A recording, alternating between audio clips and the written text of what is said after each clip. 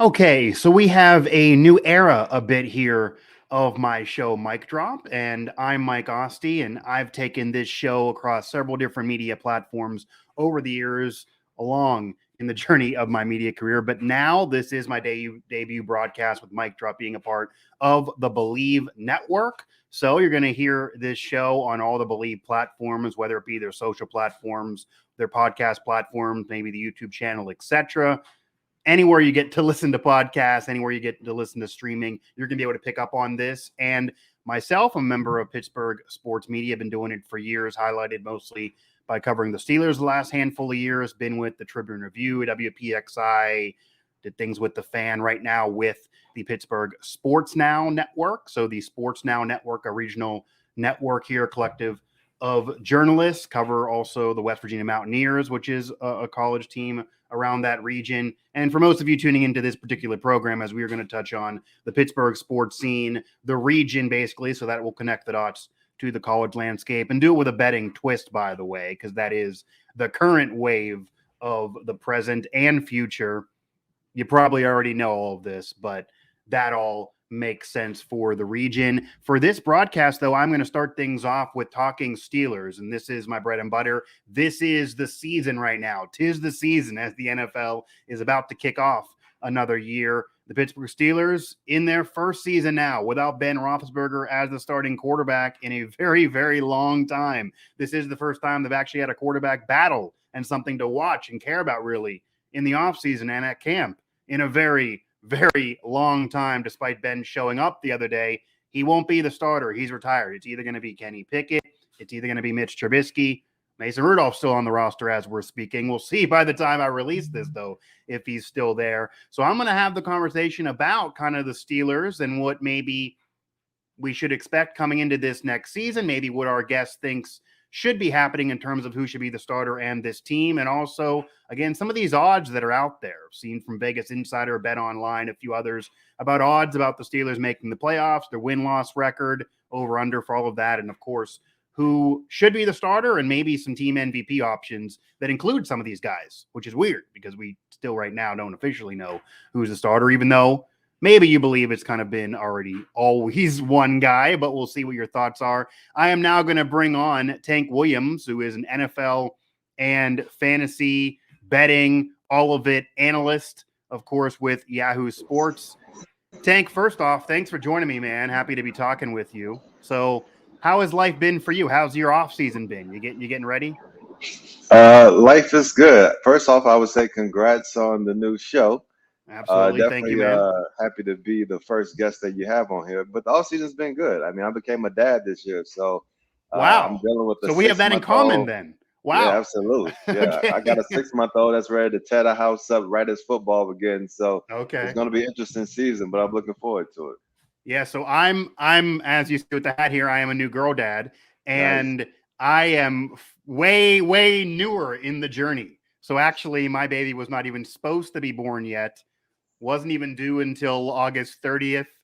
Yet decided to arrive 6 weeks early, Oh but wow. yeah, she's doing fine. She still Well, was that's an okay good. weight Yeah, at that good to hear. point. She's doing Okay. well. Wife's doing well. All of that's fine, but we're still further from where you are. And she listened to Daddy a little bit because I did tell her in the womb that look, it'll be a little inconvenient timing. You got the backyard brawl. You got Steelers season coming up.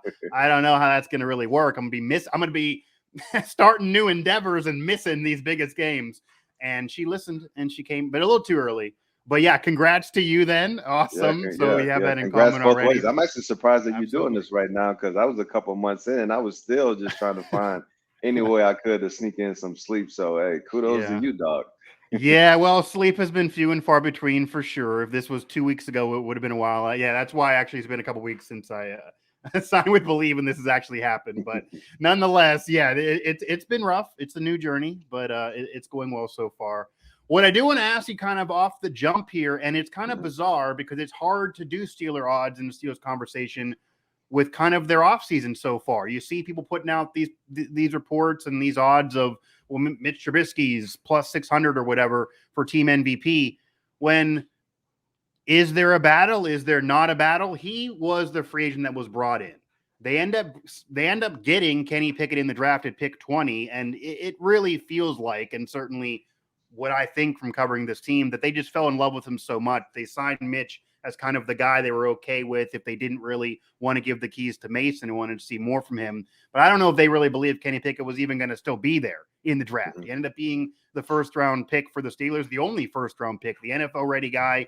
He's looked great so far in the preseason, but it is preseason. He played with the threes in the big game with the game winner. Mason had a game winner in the second preseason game, and Mitch has looked okay, certainly to say the least. He started those two games.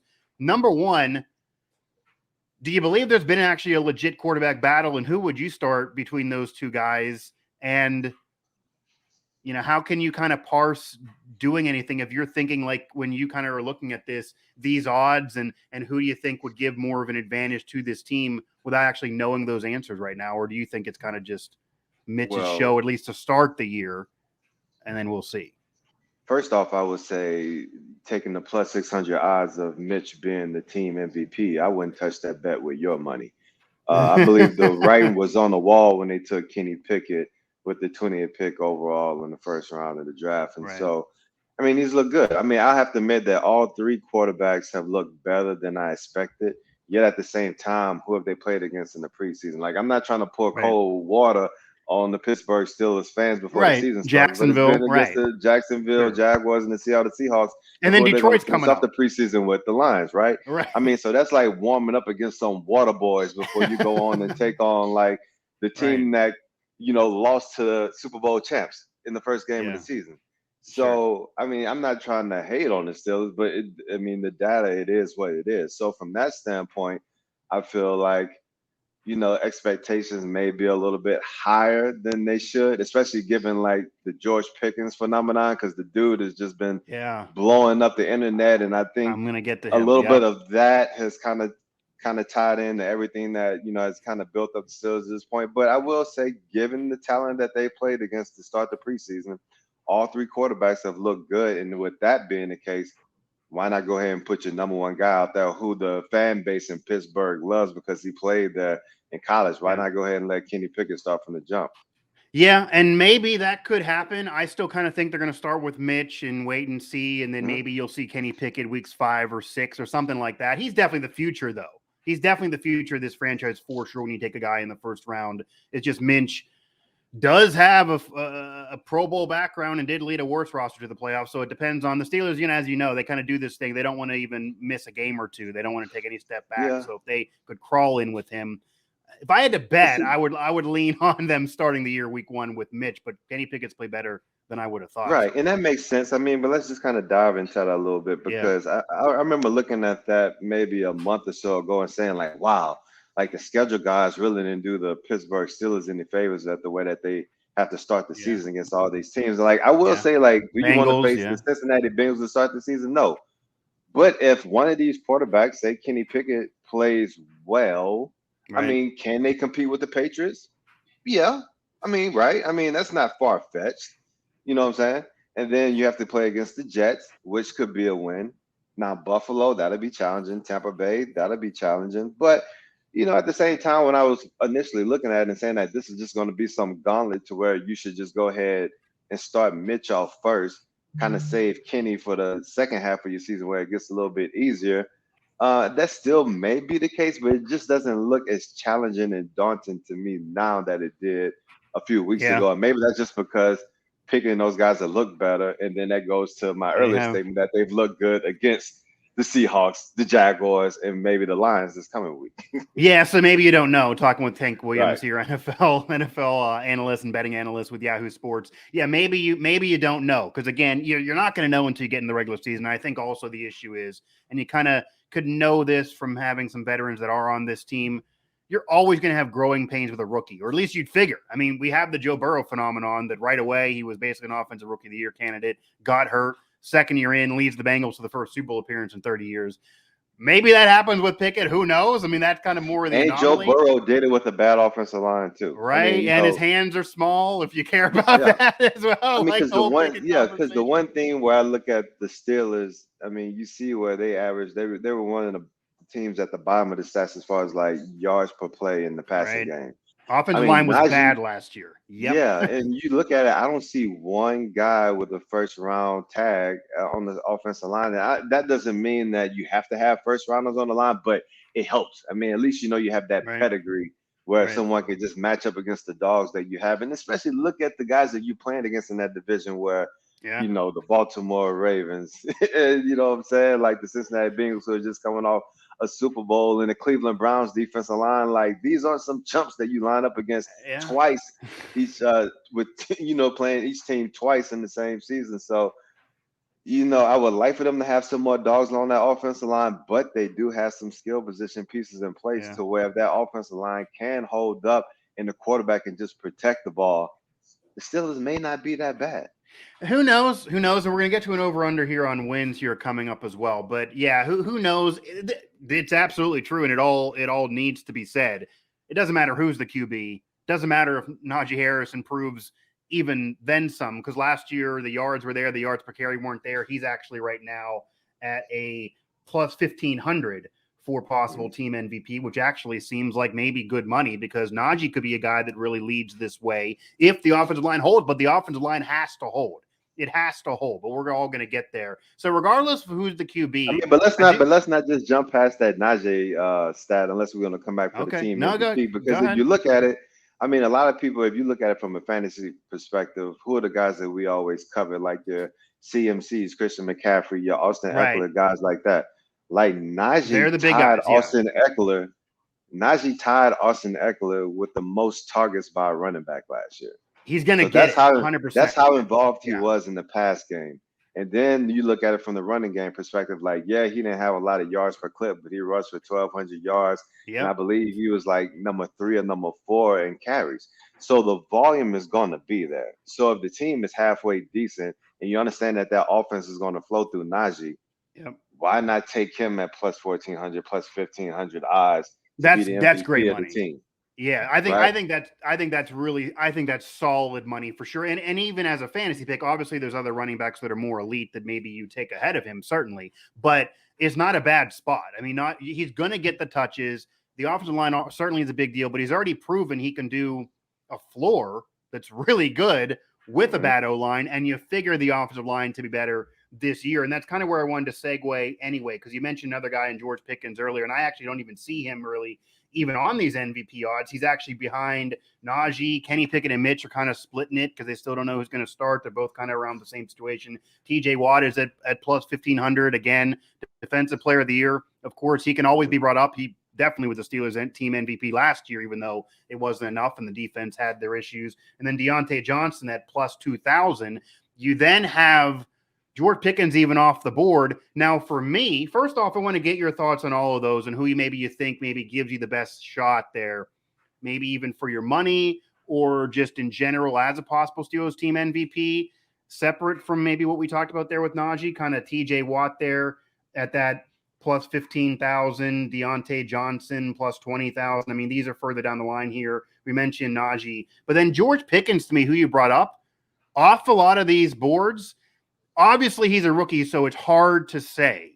And Deontay, you figure, is the wide receiver 1, which is why he's the receiver there. He got some money. It's not a mega deal, but he got some money to stick around.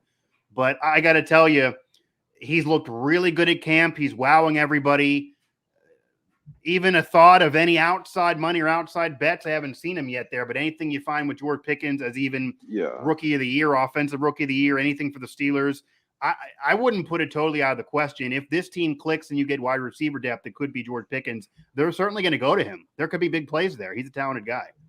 Right. I mean, so basically how I stated that the offense of the Pittsburgh Steelers is going to flow through Najee Harris. The same can be said for Watt in that defense. So if you're trying to look for someone else to put really good eyes on being the team MVP, so you get TJ Watt at plus 1,500, then yeah, I'm going to take that too. I mean, I feel like Najee and TJ Watt, I mean, those are the guys that you'll look at as far as being like the candidates that have those really juicy eyes with the plus 1,500, plus 1,400 that you like to see.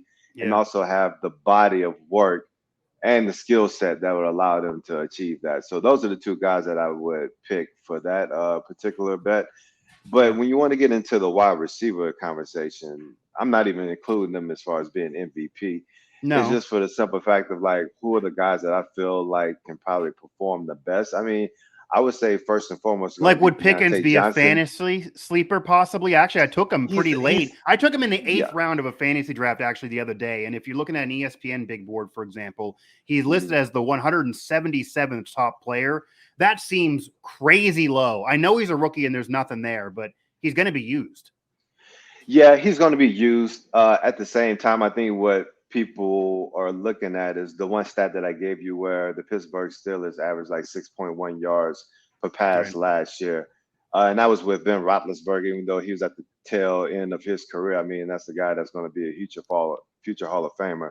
Sure. So can a guy like Mitchell Trubisky, Kenny Pickett, or Mason Rudolph come in and have the same or better production than Big Ben? And so when I'm looking at it from that standpoint, I mean, I have to notch all of those receivers down just a little bit, even though they probably have more arm strength than Big Ben. But do they have the same understanding of the offense and can get the ball out of their hands as quickly as Big Ben and know what the defense is trying to do to them and put the offense in the best situation to succeed like Big Ben can? And that, I don't know. So I feel like Deontay Johnson is still going to be that guy, the number one wide receiver on the team, because he Yeah. runs some of the better routes in the league. He needs to clean up those drops, and that's going to continue to be an issue for him. Yeah. Being the number one wide receiver, if he doesn't do that, and they have some dogs barking on his heels if he can't. But the talent is there for Deontay Johnson. Claypool is going to be your deep threat. He may not see as many targets, but if you want to go ahead and get that 6.1 yards per pass attempt up a little bit, it's going to have to be with Chase Claypool streaking down the field, and then also a guy like George Pickens. But I feel like at least to start the season, George Pickens is going to come at the bottom tier of that pecking Yeah. order. You also have to compete with Pat Fryermuth for targets too, right? Sure. Yeah. In Who the is no red slouch. zone. I mean, so Yeah. when you're looking For at it from tight that ends as a pass standpoint, catcher, yeah, yeah, that's another one that I feel like has been a sleeper pick for a lot. yeah. He So really could Pickens is a emerge. sleeper. Yeah. He's a sleeper, but you have to look at all these other guys who are viable weapons, viable targets on that Fryermuth too. offense. So Yeah. make sure when you're picking George Pickens, he needs to be a steal. Like you need to be like, damn, like I can't believe Right. Pickens fell this far versus being like, oh, I'm gonna go ahead and pick Pickens ahead of some other guys who probably have Sure. a ton more fantasy value because they're in better situations where they're going to get more Right. volume or in a better offense or something like that. Yeah, and there's a lot of pressure on Chase Claypool to step up because last year was not a great year for him. So he's actually been right around the same spot I've seen George Pickens, and that has to be a lot of people down on Claypool from last year. But he might get that opportunity before Pickens. Pickens being a rookie, Claypool now 3 years in. So we'll see what happens. Fryermuth, yeah, you got to mention Fryermuth in terms of tight ends. That's another one. There's a few other guys that certainly you're going to see taken in early rounds, but at tight end you don't have to take in early rounds. And he's a guy that if you wait for a tight end because you're taking a running back, you're taking a receiver, you're taking whatever else, he can definitely give you red zone production. I mean, he should get his game to another level for sure. What I do want to kind of flip it to, and actually before I get there, give me an over-under on 4 drops for Deontay Johnson. This is just right out there. I'm throwing it to you because that's clearly been his issue. Yeah, I'm going over. Unfortunately. Okay. Because that's been his issue. That's why the wide receiver money that he got was not true big mega money, and it was just locking up on the Steelers, kind of almost friendly to the Steelers. Yeah, and the thing is too is like I don't because I love Deontay Johnson. Like I've had him on a couple of my fantasy teams for the past couple of years, and the kid works at it. Like you see him doing drills with the tennis balls and everything 100%. else. So it's not like the effort isn't there, the determination to try to eliminate the drops. It's just something where he just needs to continue to refine his craft, clean it up. So there's no hatred on him as far as like dropping the balls. It just kind of is what it is. He's working towards it. Hopefully that's the issue that just completely disappears this year. But if I have to bet on the odds, just given what the data has shown before, more than likely he's going to have a little bit of the drop season, at least at some point in the season. At some point, because he actually went through, I think, 11 weeks last year, a significant portion of the season last year without dropping a ball. And this was after the year before he was just dropping every single pass. It appeared like it was a lot more drops the year before. He cleaned it up through a large portion of the season last year, but then at the end, you saw the drops again. So, yeah, eventually you might think you're going to get there. Now, I'm seeing odds here with Vegas Insider on the Steelers to make the playoffs. And we'll get your record prediction here in a moment, here an over-under. I probably would do an over-under of the 8 wins kind of type of thing, but 8 or 9. But this right now has a plus 270 to make the playoffs as a yes, and a minus 360 to make the playoffs for no. So Any of that something that you like? Do you think the Steelers are going to make the playoffs? It sounds like maybe you're leaning in the direction that they're going to flirt with it. Or would this just be something you'd be scared to touch altogether because it kind of is a major unknown? Yeah, I mean, at this point, that's not a bet that I would touch. I don't really feel confident on that. If I had to lean one side or the other, I would lean towards them not making the playoffs, just because I feel like the AFC is going to be so competitive this year, and they have to figure out the major piece of any team's success in the NFL regular season and playoff, which is the quarterback. And we're still talking about whether it's going to be Mitchell Trubisky to start and Kenny Pickett comes in later in the season, or if it's going to be Kenny Pickett to start the entire season, or has Mason Rudolph shown enough to be able to be the guy at least to start the season. So when you have that kind of fluctuating as you're entering through the season, I don't think that really bodes well for someone's playoff chances. You like to have those pieces locked and step in place and knowing the dogs that you're going into the fight from the get-go. And I think that sets the team up for success, especially because so many teams are even when you start the season. You always see that there's certain teams that get hot and then they get on the roll, and then all of a sudden you get a Cincinnati Bengals in the Super Bowl. Like that's what happens when you start off the season with everyone knowing their spots, everyone having this common goal, common theme going into the season. Get a couple solid wins to start the season, then that momentum starts to build from that.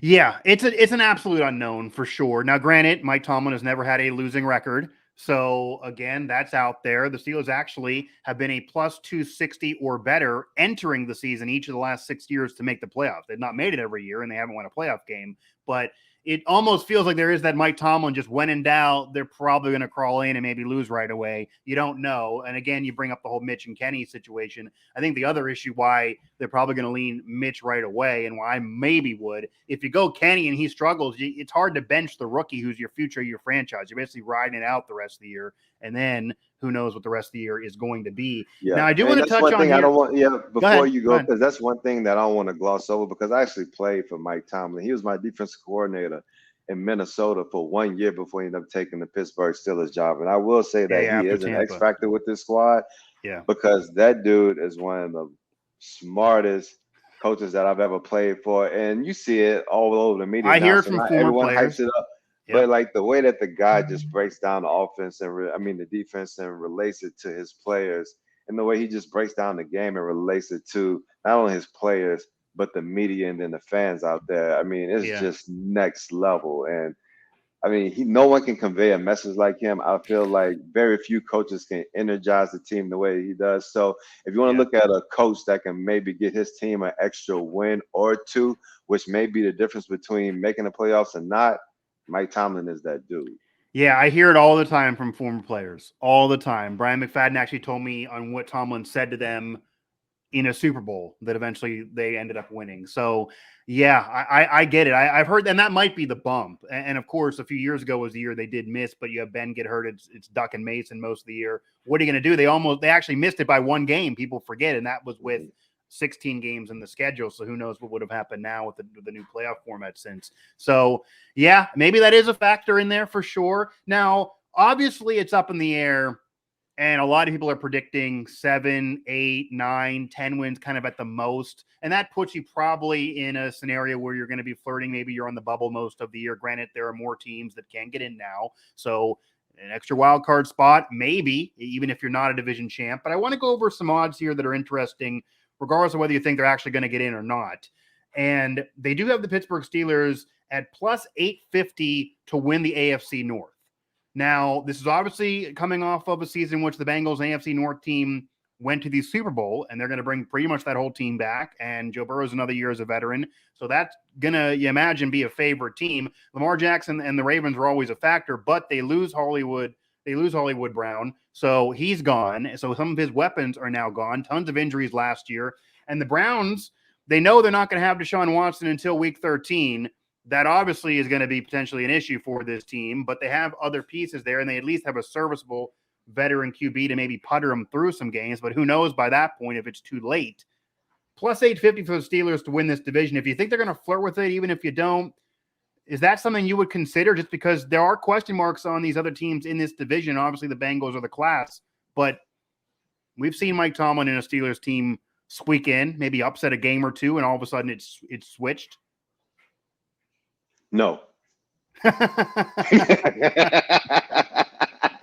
I hate to break it. I mean, I know you cater to the Pittsburgh community, so you have a I whole gotta bunch of ask Steelers you. fans. But Gotta I ask mean, you. I'm not trying to pump anyone's head. When I Right. look at it, and if you want to give me so it doesn't seem like I'm a hater. If I want to put some analysis behind. I mean, you have Joe Burrow and that Cincinnati Bengals defense. I mean, team where they're coming off a Super Bowl loss, and I don't really see them having a Super Bowl hangover. I feel like that offense is explosive.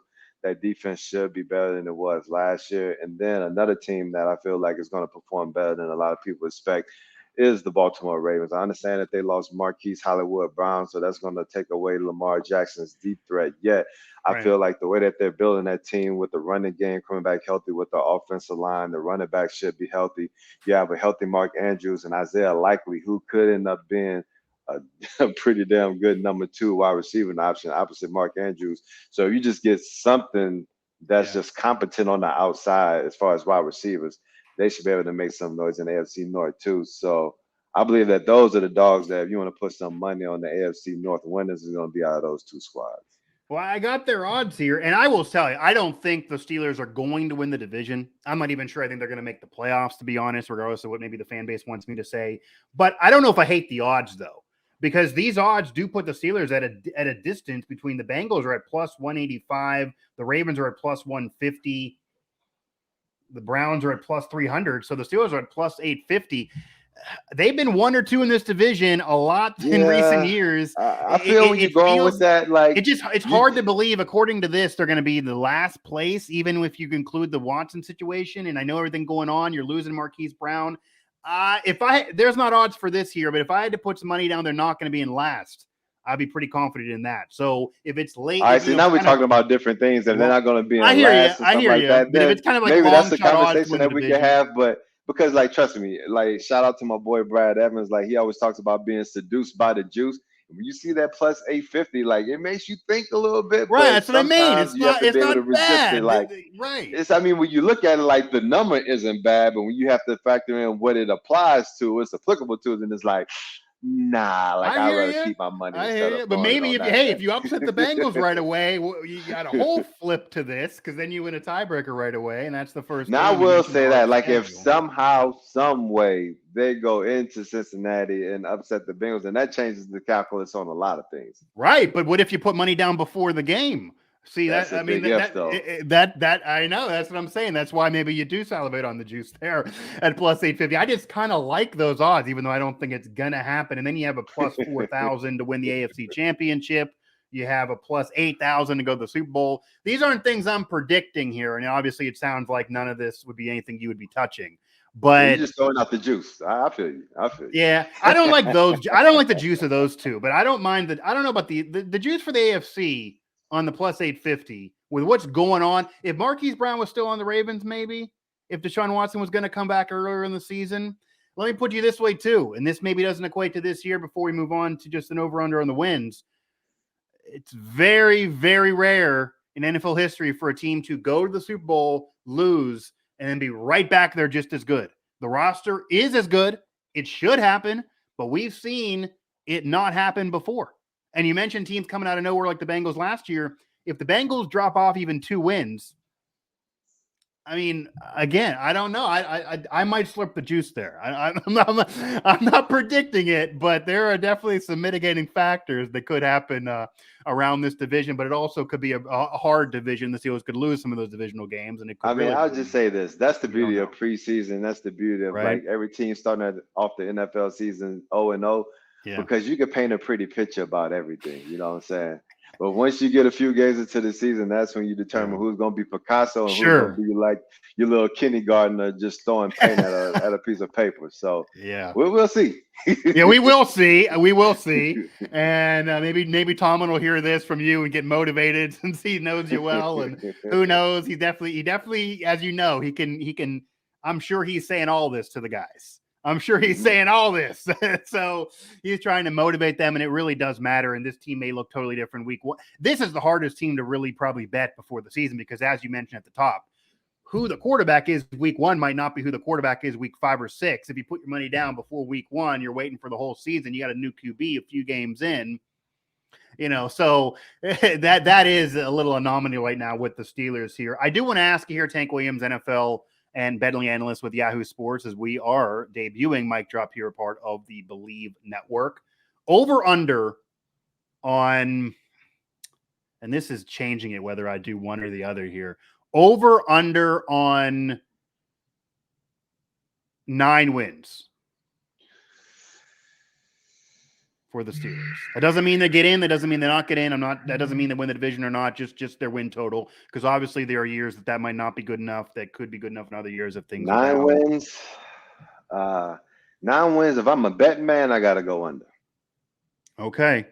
Even with the whole situation of Tomlin never being under 500. So you're looking at, this is 17-game season.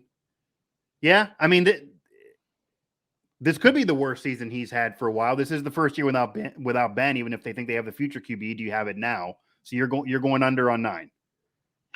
Yeah, never say never, right? Never say never for sure. Yeah, never say never. And as you know, regardless of who's out there on the field, whether it be Kenny Pickett, Mitch Trubisky, somehow Mason Rudolph, or no matter what, let's just do it like this, because the standard, right? Yeah, because people always want to. You don't just want to have to throw out an answer and then not support. So let's just do a quick cruise through the schedule real quick, and I'd be like, go ahead, just without throwing out anything. Like, should they beat the Bengals? Probably not. Patriots? Probably not. Browns? They could. So let's give them that one. So 1 against the Browns. They should beat the Jets. Say 2. Bills, Bucks, Dolphins. I don't think so. Eagles, I don't think so. Even the Dolphins, Saints, you don't think so? Okay. Nah, Bengals, Colts, Falcons, they could. So what's that? Are you high on Tua? Was that 3? Why? I feel like the Dolphins. If you want to get into that one, I feel like the Dolphins. That's the only one that jumps out that I was surprised that you would dismiss that. The Dolphins obviously have not been better in 20 years, and obviously they're trying to build something. The Dolphins have a really good defense. The Dolphins have a really strong defense. That's not going to change from last year. And now they have a better, more explosive offense where it's going to be predicated on the running game to start off. And if you don't have Chase Edmonds, if he gets banged up, they still have Mosen and some other guys who can definitely carry the load in that running game. And then you have the most dynamic, explosive weapon in the NFL right now in Tyreek Hill at one wide receiver slot, and then Jalen Waddle, who's no slouch on the opposite side of the ball as your wide receiver too. So when I look at it from that standpoint, they just have the spread of that game will be interesting. They have more juice. They have more juice to me. Definitely on the offensive side of the ball. You can't slouch at the Pittsburgh Steelers defense. So that's 2 really solid defenses going against each other. But I'll give Miami a little bit more explosiveness on the offensive side of the ball. So that's why I would lean to them as far as that game is concerned. Okay. And then obviously you have the Eagles. And it doesn't. And the Eagles, I'm high on the Eagles this year.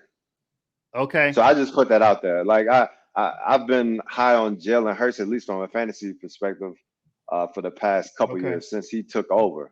When he took over like that last back half of his rookie season, and then going into last year, where I thought he played well and got that team to the playoffs when there's no way they should have been tasting the playoffs. And so now you give him A.J. Brown. People have been sleeping on Devontae Smith in fantasy. I understand that that's one of the more run-heavy offenses in the league. But when you have an offense that's that run-heavy, and you have a guy that's going to attract so much attention like an A.J. Brown, and you have Dallas Goedert in the middle, like if you have Devontae Smith backside on one-on-one matchups, like, come on, man, that's not even fighting fair. So I Bleav that he's been slept on right now. And I feel like that Eagles defense isn't one of the most dominant ones in the league, but they're opportunistic and they can play solid ball. Obviously they made it to the playoffs. So I feel like they're going to be a really competitive team this year.